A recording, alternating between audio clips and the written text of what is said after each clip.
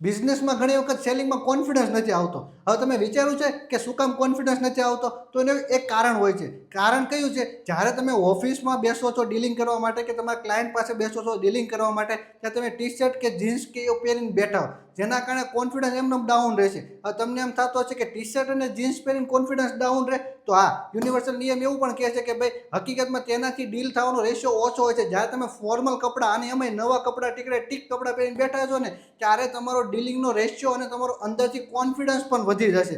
તો તમે પણ જ્યારે પણ ડીલિંગ કરવા બેસો અથવા તમે બિઝનેસમાં જાઓ છો, બિઝનેસ હવરમાં આવો છો, બિઝનેસ ઓફિસે આવો છો, તમારા બિઝનેસની ઉપર હો છો, ત્યારે ફોર્મલ કપડાં પહેરીને નવા કપડાં પહેરીને બેસીને એક વખત ટ્રાય કરો ડીલિંગ કરવાની. તમે જ્યાં જગ્યાએ બેઠા છો ત્યાં જ તમને કોન્ફિડન્સ વધી જશે.